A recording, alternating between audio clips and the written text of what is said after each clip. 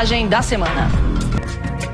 O que mais me surpreendeu dolorosamente foi constatar que a prática dos bastidores, a prática verdadeira do interior do Opus Dei contradiz aquela proposta bela de fachada. A maior decepção foi ver que, com o passar dos anos, aquilo que prometia ser uma escola de santidade era, isso vê-se nos numerários mais velhos, uma escola de egoísmo, de frustração, de infelicidade. Agora eu percebo, né, na época não, de que você realmente foi manipulada, totalmente manipulada. Thelma, Jean e Márcio têm uma coisa em comum.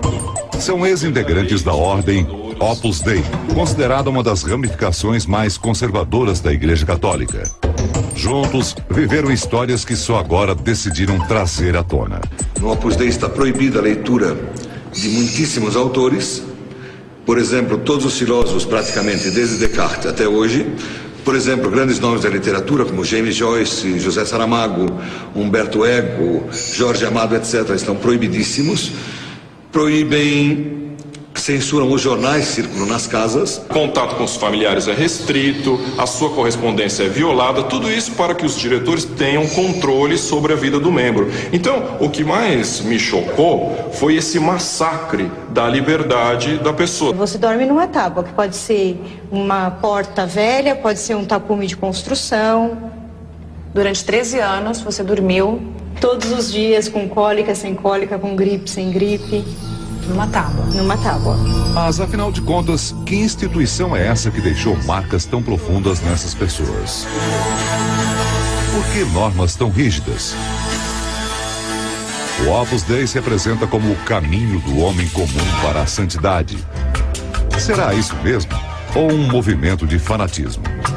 Para responder a essas questões, vamos para a Espanha, onde tudo começou.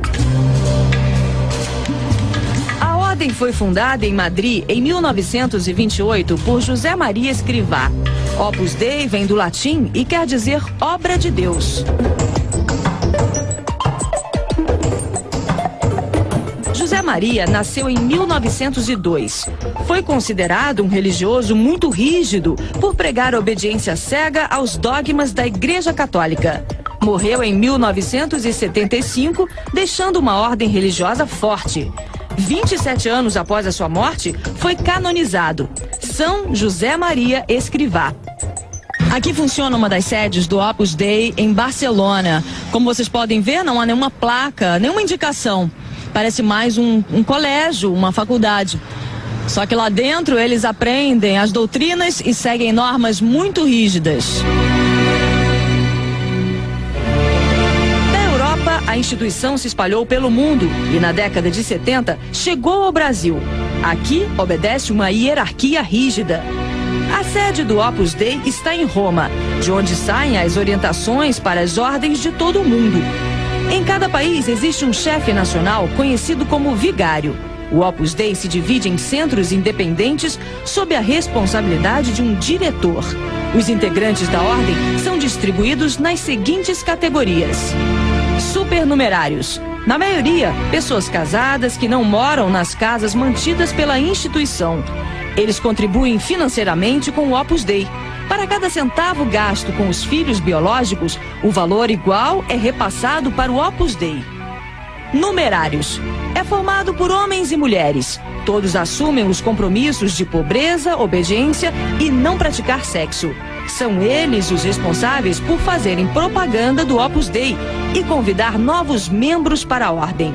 A menina dos olhos do Opus Dei é o que eles chamam de numerário, porque o numerário vai funcionar como uma pilha de energia para a instituição. Porque você veja bem, o numerário não vai se casar, o numerário vai entregar todo o salário para os cofres do Opus Dei e o numerário vai obedecer cegamente. As mulheres ocupam, assim como os homens, as mesmas funções. Além disso, frequentam uma outra categoria, a de numerárias auxiliares, pessoas que se dedicam a serviços domésticos nas sedes mantidas pelo Opus Dei. Muitas mulheres são vítimas de discriminação. O livro Opus Dei, Os Bastidores, acaba de ser lançado e virou tema de uma reportagem da revista Época. O texto traz depoimentos reveladores.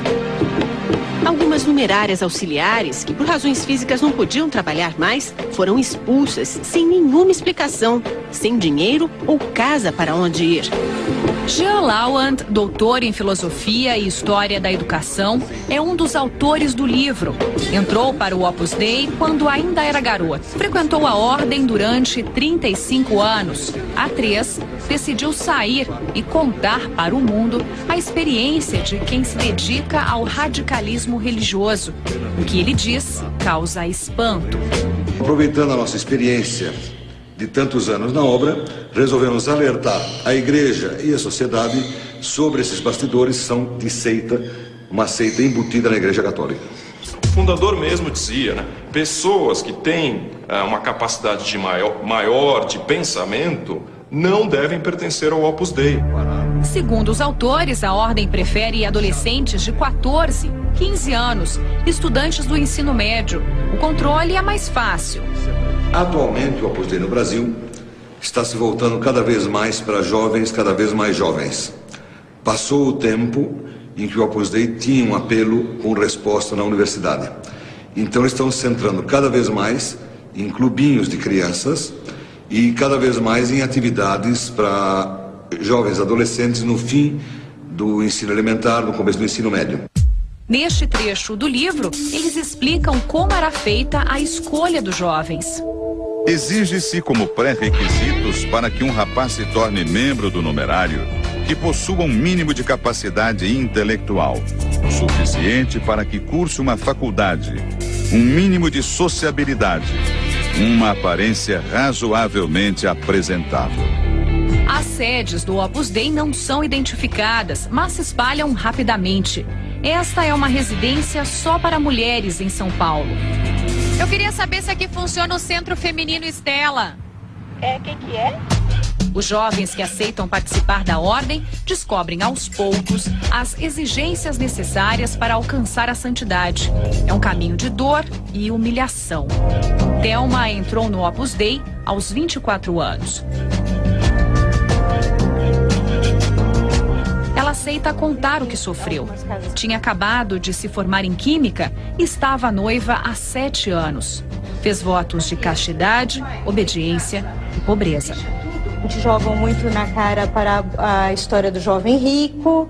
Olha, o jovem rico que foi triste para sempre. Você quer isso para você? É Deus que te chama, Deus não vai te chamar 2 vezes. Então, é lógico, eu não queria desagradar a Deus. Isso aqui chama silício, é uma cinta de metal cheia de pontas desse lado que a pessoa amarra na perna e usa como uma forma de se autoflagelar. Thelma, por quanto tempo você usou isso? Durante 13 anos, todos os dias, exceto os domingos e algumas festas, no mínimo 2 horas por dia. Tem alguns pontos que penetram na sua pele. Isso é feito todos os dias, de segunda a sábado, durante 2 horas. As cenas que você vai ver agora simulam outras situações que são impostas aos integrantes do Opus Dei e descritas em depoimentos. Além do silício, os numerários são obrigados a passar pela disciplina.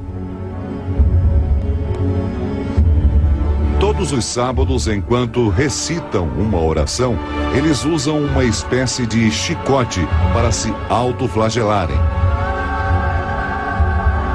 Para muitos, uma forma de se aproximar da dor de Cristo e alcançar a purificação dos pecados. Sei de muitas mulheres infelizes e perturbadas que ainda permanecem no Opus Dei, dando tudo por essa organização. Pessoalmente, testemunhei a automutilação de algumas dessas pessoas e ainda posso escutar seu choro sufocado durante a noite.